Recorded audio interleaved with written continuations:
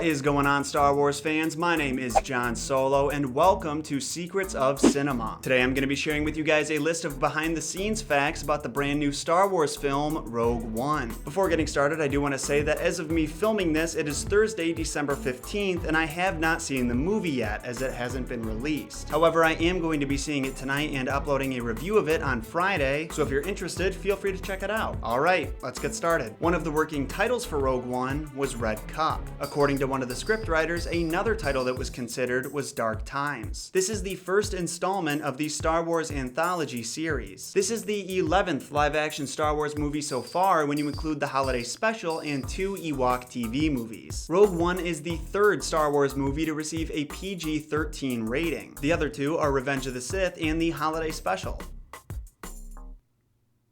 That's a joke. The other one was The Force Awakens. This film is set before the events of Episode 4 and 5 years after the events of Star Wars Rebels. According to a poll by Fandango in December of 2015, Rogue One was the most anticipated movie of 2016. The Rebel base on Yavin 4 features full-size cardboard cutouts of both X-Wings and Y-Wings. This was the same technique used for filling out the hangar in Episode 4. Costume designer David Crossman has said that some of the original costumes used in Episodes 4, 5, and 6 are used in Rogue One. Rogue One is the first live-action theatrical Star Wars film to not be scored by John Williams. After some scheduling issues with Alexander Desplat, Michael Giacchino was chosen to compose the music for Rogue One. He's actually composed the music for every single one of J.J. Abrams' films outside of The Force Awakens, which is sort of ironic. Due to him being added to the project pretty late in the game, Giacchino only had 4.5 weeks to compose the music for Rogue One. The idea for Rogue One was initially thought up in the early 2000s by the Industrial Lights and Magic visual effects supervisor, John Knoll. After learning that George Lucas was developing a live-action Star Wars series set in between episodes 3 and 4, he started working on his sales pitch for the story. Lucas never did hear about the idea though, because Knoll ended up putting it aside after learning what the show's plot was going to be about, the underworld of Coruscant, and realized it didn't really fit within the scope of that story. It wasn't until Disney purchased Lucasfilm in 2012 and he heard some of the early concepts for the new Star Wars movies that Knoll returned to his idea. He began developing the story and started talking it up to his fellow ILM employees. They liked it so much that he was encouraged to bring it up to Kathleen Kennedy, the new president of Lucasfilm. I think the best part of this story is that Kennedy said she was only president for about 20 minutes when Knoll had come to her with the idea. After hearing his pitch, she said that she loved the idea and there was no way she was going to say no to it. This is the first Star Wars movie where the title is actually said in the film. It's Rogue One. Episode 4 features one shot of the main hero standing outside of the Yavin 4 temple. Although the temple itself was a matte painting, the actors in the foreground, including various rebels and their transports, were filmed at Cardington Sheds in Bedfordshire, England. The Rogue One crew returned to the same location to film not only exteriors, but this time also recreated the interior of the rebel base. Genevieve O'Reilly was able to reprise her role as Mon Mothma, whom she played in Episode 3. Unfortunately though, most of the scenes that she filmed in Episode 3 were cut. Genevieve O'Reilly, Jimmy Smits, and James Earl Jones are the only 3 actors to be reprising their roles from the main saga. That being said, Warwick Davis will also be joining them for a total of 4 actors from the main saga appearing in the film. Many fans believe that the name Jyn Erso is a reference to the character Jan Ors from the Star Wars Dark Forces game. In the first mission of that game, Jan Ors and Kyle Katarn steal the plans to the Death Star. John Knoll has said that he created the character of Jyn Erso to serve as a role model to his daughters. Although Rogue One takes place during the same time frame as Star Wars Rebels, it was revealed that characters from the series will not cross over to the movie. Both Dave Filoni and Gareth Edwards felt that they should exist on their own rather than building off of each other. However, Rebels fans are going to like this bit. The ship known as the Ghost does make an appearance during the final Rebel attack. Forrest Whitaker's character, Saw Gerrera, is a veteran of the Clone Wars and first appeared in the 5th season of the Clone Wars animated series. At least 2 of the astromech droids seen in the background of the Resistance base in The Force Awakens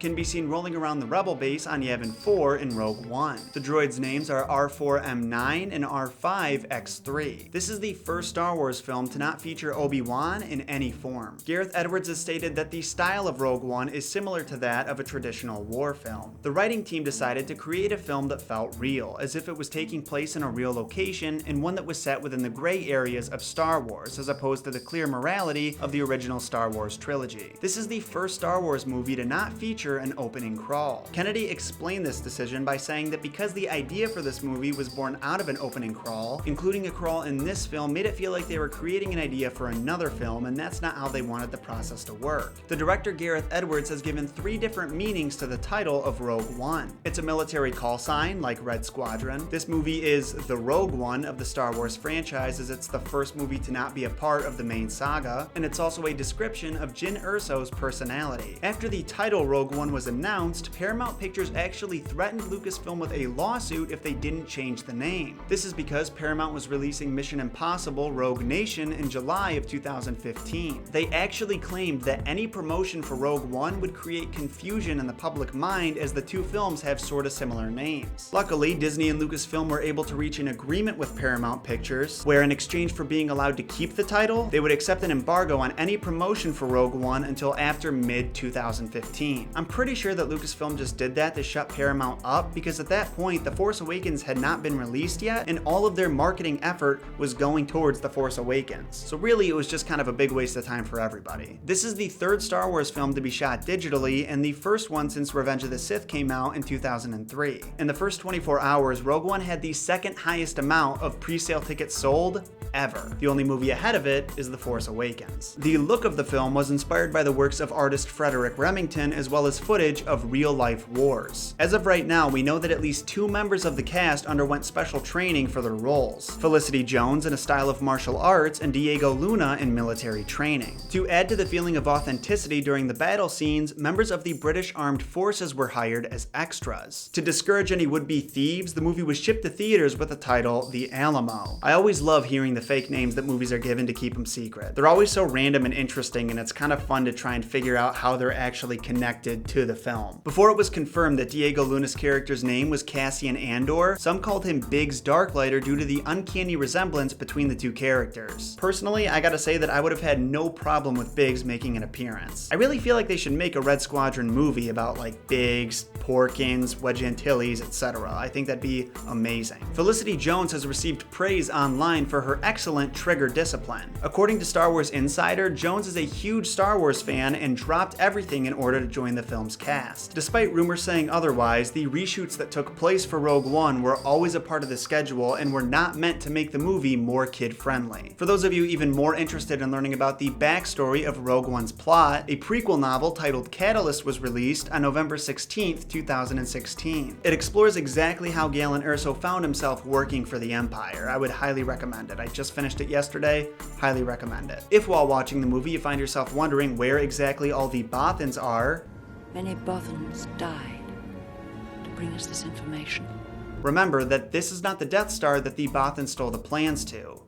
This one is. Donnie Yen initially turned down the role when it was offered to him. However, when he told his kids about the chance, they got so excited that he had to change his mind. In addition to playing K2SO, Alan Tudyk also filmed a brief cameo as a rebel pilot, but it got cut. In Rogue One, there's a planet named Jeddah that features a temple known as the Temple of Wills. This is a reference to an idea that George Lucas had when writing the script for A New Hope. The original plan was that R2-D2 was sharing what he knew of the stories to the Wills so that there could be a record of the Skywalker saga. And that, my friends, was the final fact about Rogue One that I'm going to be sharing today. Thank you so much for watching, and I hope you enjoyed it. If you did, but your thirst for knowledge isn't totally satisfied, remember to check back on the channel throughout the next few weeks, as I'm going to be releasing several more Rogue One videos discussing some behind the scenes facts like you heard today, as well as some of the lore like character backstories and things of that nature. Of course, the best way to stay updated on the channel is to hit that subscribe button and turn notifications on so you don't accidentally miss something that I talk about that you might be interested in, as well as follow me on social media where I post funny Star Wars related things and frequent updates about the channel. Of course, if you want to show even more support, you can also hit that like button and share this video with any Star Wars fans you know. Whether you do that or not is totally up to you, but let me just say one more time, thank you guys so much for stopping by today. I hope you enjoyed the video, and I hope to see you soon. May the Force be with you, and remember, John shot first.